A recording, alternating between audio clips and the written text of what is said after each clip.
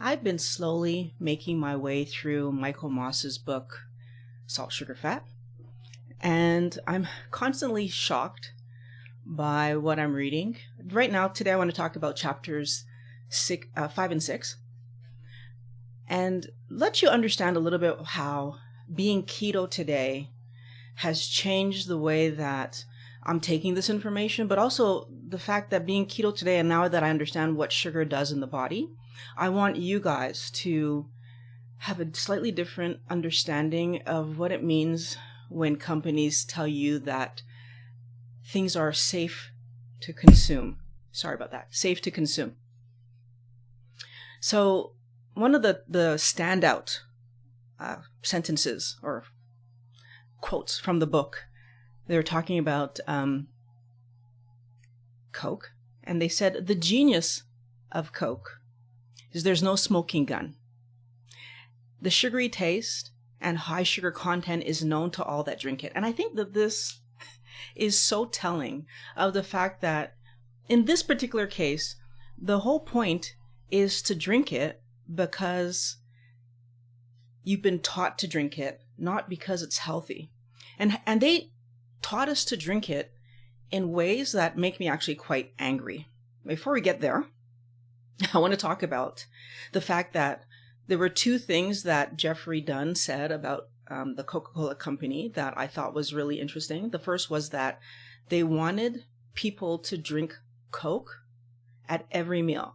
So they wanted it in your glass more than water, was the first part. But the other thing that they said that I thought was so interesting was that they wanted employees to be fully committed to their company, to getting their product in everybody's hands. And in order for that to happen, what they were looking for employees to do was just commit totally. So one lady asked if it was possible to get a daycare at the company, and her response from the person she asked was that it would never happen. And I feel like that's very interesting because her reasoning was very sound. If we don't have to worry about running off to get our kids, we could work harder. And it wasn't even a part of a concern.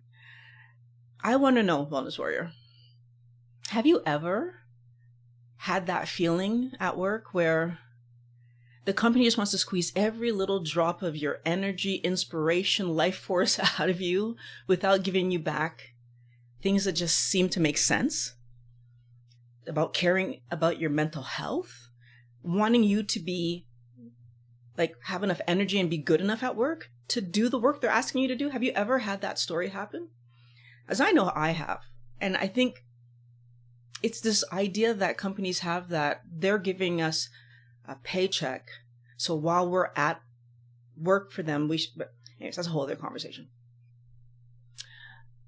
What was interesting about the way that they got us to drink their sugar water was that, first of all, they focused on being parts of our special moments. And the one of the stories that was told in the book was how, at a baseball game, that special moment with your parent, and you're drinking a Coke. So they aligned themselves to be part of our celebrations because they knew that if we celebrate with their drink, then every time we think of celebrating, we're going to pull in their drink. And now it becomes this interesting thing that they were constantly doing. And we are basically going to love their product and buy it every time we think of something special.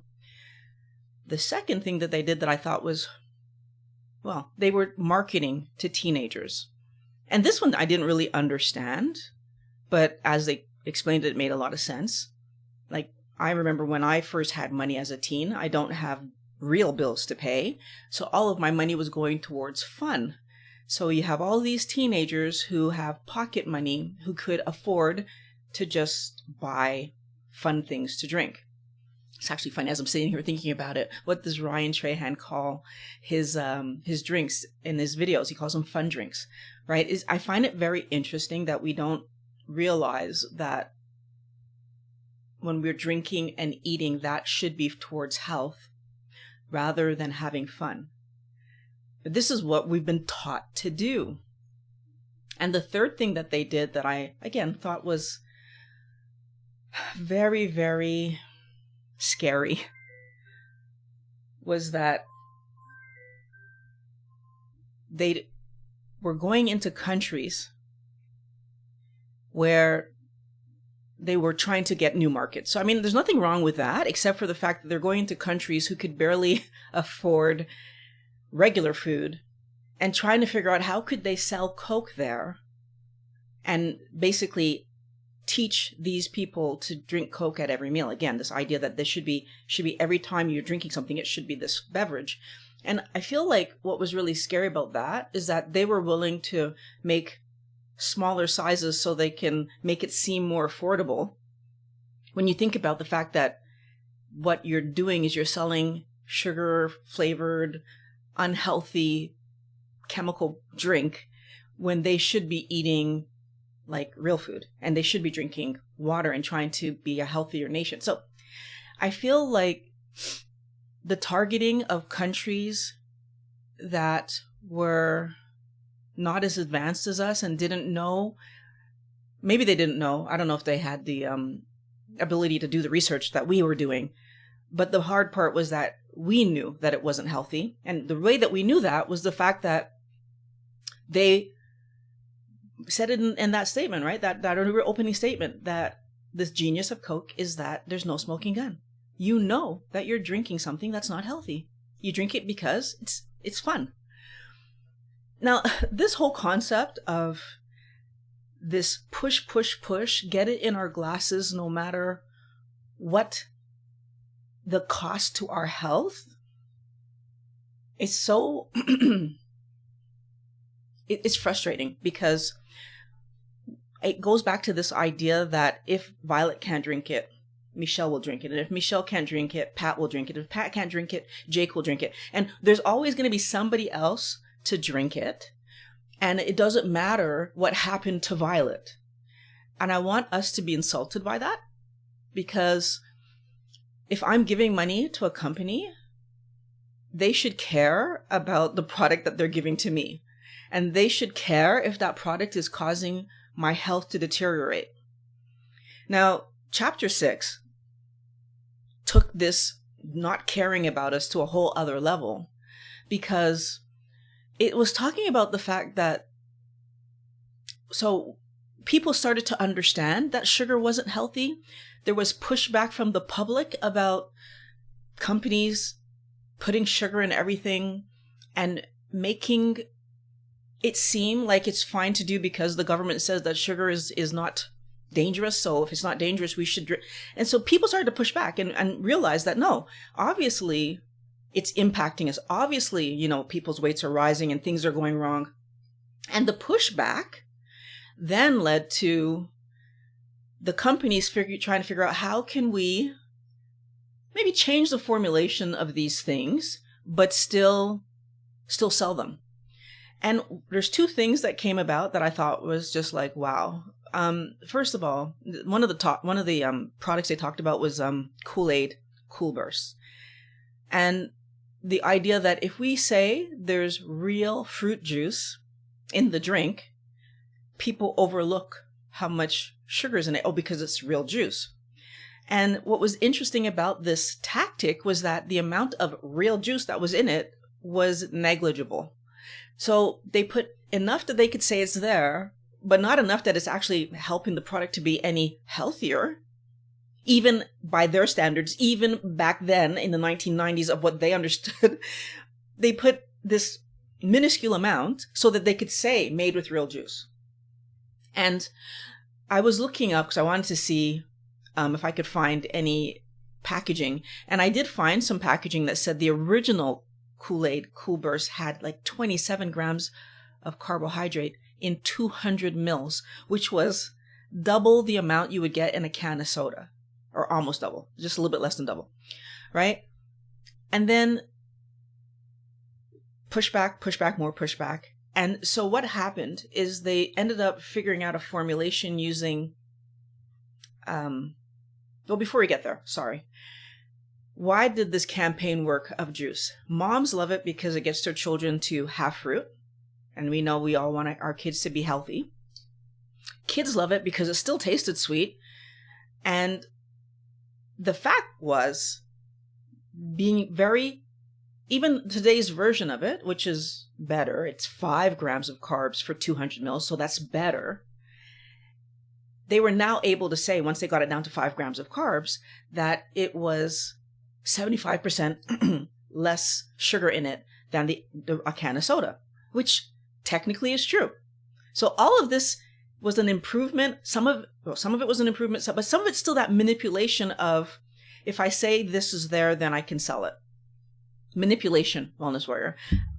As I'm going through this, and I'm going off my memory here, but as I'm going through this, I want you to think about the words that I'm using, because if I'm manipulating you, that's not a great thing. And a lot of these campaigns, and I really encourage you to read Michael Moss's book. I know I'm moving through it very slowly, but every time I read it, I get so upset. I have to put it down for a little while because it just drives me crazy that we know this information and yet it seems to still be happening. New companies come along and do very similar things, and we still end up getting these products. And I don't know how to change this except for telling everyone about it.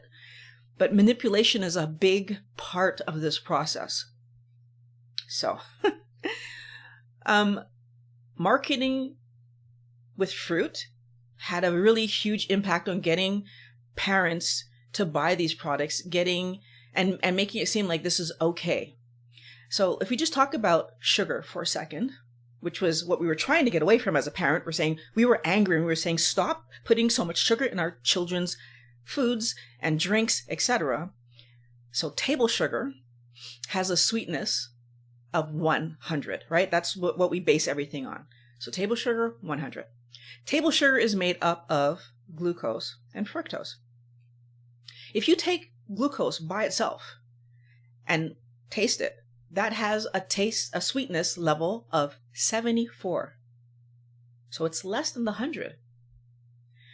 Dr. Ekberg recently put out a video helping us to see that if you put 2 glucose together, so if you make maltose with it, then it goes up a little bit. So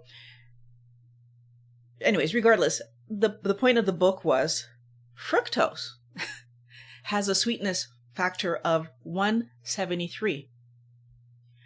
And these companies took that information, that fructose is actually 173 compared to 74 of glucose in terms of sweetness factor, and figured out, well, if we just put more fructose, we could actually decrease our costs because fructose is cheaper and increase the sweetness. And they'd started to do that. And Wellness Warrior, can you just imagine for a second, as a parent, we're saying we want the food to be healthier, and rather than make it healthier, they've just increased the amount of fructose in the product. Now, they know full well that fructose and glucose together makes table sugar, which is the thing we were trying to get away from. They make high fructose corn syrup, which is just a different mix of the two things that we were trying to get away from. So they are able then to put 10, 20, % less in the product and have it taste just as sweet. And they can write on the packaging now, 10% less sugar, 15% less sugar, 20% less sugar. And it doesn't stop there, because as they're doing this process and figuring out that, these different components have different sweetness, and we can strip away certain parts of, so now fruit, because I want us to understand that every sugar that we ever have, so whether it's cane sugar, beet sugar, it doesn't matter where it's coming from, a plant. So they figured out that if they just take the sugar from fruit and, reduce it down, well, now they can say made with real fruit, and they've only used the sugar from the fruit, which apparently was, again, really, really sweet. And they found another way to get fructose to sweeten up our stuff. They also took the time, because fructose, when exposed to air, gets really hard. And if you're making things which was the other product they have, Kool-Aid powder, Tang, and all these things. When you're making these things, obviously you want them to stay in powdered form so that I can put my own water and recreate the drink. And what they were able to do is do some science. So they added starch, calcium citrate, tricalcium phosphate, and silicone dioxide. I'm not going to tell you where all those things come from. I'm going to leave it to you guys to go do a little bit of research and see where those things come from. I was not happy. And what I want to point out, though, is that they take, so this natural sugar from fruit, mix it with a bunch of stuff so they can put it in a package and sell it to you, and it will stay the way they want it to stay. But then they're going to tell you that it's made with all natural ingredients. Well, artificial flavors, though. So they have to say that. But I feel like whenever they're talking about fruit sugar, and they're still able to do fruit sugar, fruit syrup, and they don't really help us to understand that they've stripped it all back down to sugar, which is having the same negative impact on our body as table sugar. We're just calling it something different to confuse you, to confuse me, because I was confused by this up until just a few days ago as he's explaining this in the book. And it's just, wow, what they will do to get our money, right? Because if they can put 10% less sugar in the product and use this much cheaper fructose, they make more money. And they still get to write on the package, so they get to advertise to us. So this great marketing that, oh, but it's healthier because we put less sugar. Wellness warrior, their willingness to lie. High fructose corn syrup, we now know today, is just not healthy. And it's because of the fructose in the high fructose corn syrup. So the fact that they have high fructose corn syrup that ranges anywhere from 40% to 60%, I think I've even heard of 75%, is wow. But even if it's table sugar at 50-50, we know it's not healthy. We, as adults, were trying to cut it out of our diets. So this fruit juice concentrate that they were able to figure out and start putting in our foods. And if you look a lot of times on a lot of products, you'll see fruit juice concentrate. Today, I want you to understand that that's just another way of saying sugar, because they've reduced it down to being sugar. And Michael Moss explained that these sweet drinks being marketed towards mothers like myself, but they were also marketing them towards diabetics. And the reasoning for that, according to what the person was saying that he was interviewing, Jeffrey Dunn, was that these people have already... No, I'm wrong. It wasn't Jeffrey.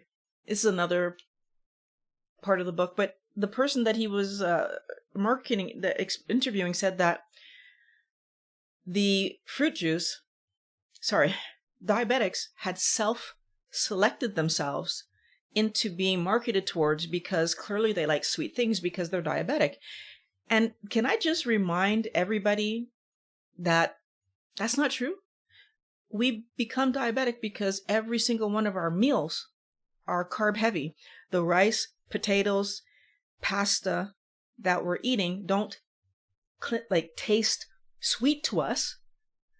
Now, of course, I'm not saying diabetics don't eat cookies, but if they weren't eating meals like that, might they be not diabetic yet? Possibly. If you're only having sweet tasting things once in a while, right? So the fact is, we become diabetic because we're no longer able to taste the sweetened things because we're overloaded with sweet from the time we're little children. So just the fact that they're blaming us for self-selecting so that they can then make products to sell to us that are based on our desire for sweet. So now we have artificial sweeteners being created and all kinds of things because, well, people want sweet, right? Look, they're self-selecting, they're diabetic. It's maddening. How about make fewer products that are high in sugar so there's less diabetics? But that could never be the answer, obviously. That would take money out of their pockets. It's very, very frustrating. And eventually, when they start doing things like marketing, which was the other mind-blowing scenario that I was reading, they start marketing Tang to 9 to 14-year-olds because they realized that the Tang market was falling behind. Wellness Warrior, like that, it's not bad enough that they're marketing to mom, but now you're marketing to my kid because I was smart enough to say, okay, Tang is not really a fruit juice. You're going to go straight to my kid who now 9 to 14 has some cash. And so do we see where it's gross? It's gross. And I'm angry. I want all of you to remember that companies move forward if we help them to move forward.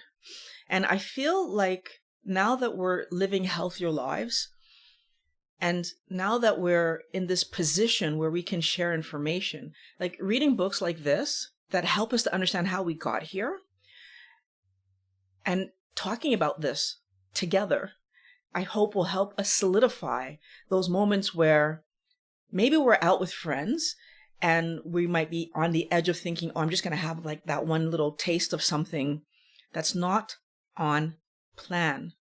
Because by letting myself have that little taste of something, first of all, I'm saying yes to this company, this corporation that doesn't care about me. But I think it's also putting me in that position where I end up pulled back into the chasing sweet thing unnecessarily. And it's hurting us because when we get to the point where we've maybe gotten to goal or we're really close to goal, and then we get tempted and we get pulled out of our healthy thing that we're doing. So we get pulled back into eating the wrong food. All of this conditioning, this manipulation, this training that they've put into us that help us to accept these drinks as not harming us, right? Even though we know they're harming us. And I'm going to throw one in here that they didn't even talk about. I'm throwing in any kind of beverage, like alcoholic beverage. I'm going to throw that in here too. Why? Because it's doing the same. It's an unnecessary drink that we drink. And we know why we're drinking it, right? Because we want to get a little buzz or something. Why do we need that little buzz? Because we're trying to get our entertainment from food and drink rather than from activities, from interactions with people, from hobbies, from educating ourselves. I mean, honestly, part of the reason that I'm loving bouldering so much lately, and I don't know how many of you know that I've started bouldering, which I started bouldering after becoming a 50-year-old, is like cool. And I think that part of the reason I'm loving it is because it's not only about the physical challenge. It's about understanding how is it that people can climb a wall with such little, right? So I have to educate myself. I have to learn new things. And that's really cool. And so I don't know if we allow ourselves to understand that if we're learning something, and it doesn't have to always be for work. If we're letting ourselves learn things, we have fun if we're learning the right things. So things that will advance us. I love learning about things that advance me. So learning about bouldering advances my climb. Learning about food and how did we get to this place advances my resolve to stay eating healthy keto. Are you letting yourself learn enough about food that it helps you to stay committed to eating healthy all the time? And I know people get annoyed when I say that. And they're like, oh, you just eat out, you just have that fun. Have fun doing something else. I'm begging you, have fun doing something else. Because what we don't understand is that I'm replaceable. And I don't want you to get replaced. Because the day that your doctor is saying, well, now you can't do this, or maybe you're in the hospital so you don't have access to the chocolate bar or the ice cream or the whatever, somebody else will step in and take your place. The company doesn't care. And that's why we need to care. So I feel like I went on a rant there, but I want all of you, right?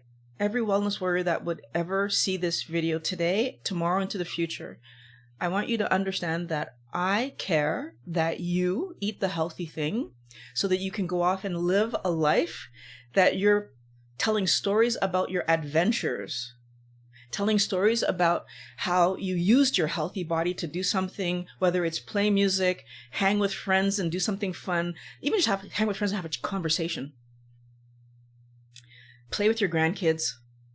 I want you to be able to talk about the fact that you were healthy enough to do amazing things. All right. So my goal is for everybody, as I'm going to be trying to get through this book a little faster. I have to stop getting so triggered by the things that I'm reading in here and just like move forward. But I want us to talk about it. And I'm hoping today you're going to have some questions for me or some comments that we can expand this conversation in a minute about this exact thing. Like, how do we improve our resolve to stay healthy and eat properly so that we can use our bodies well into our 100 years old, right? It's possible. People do it. I want to do it. And I hope you want to do it. So hopefully by next week, I'll have 2 more chapters for you. That's my goal. And I want us to just continue this conversation, see what else. The next section is about fat. So I'm kind of curious to know what he has to say about fat and the education that I might get on that topic. I'm looking forward to talking to you next week. Feel free to share the video if you think there's anybody who could be helped by this conversation. And I will talk to you in the next episode on Monday, 11:20. I'll talk to you soon.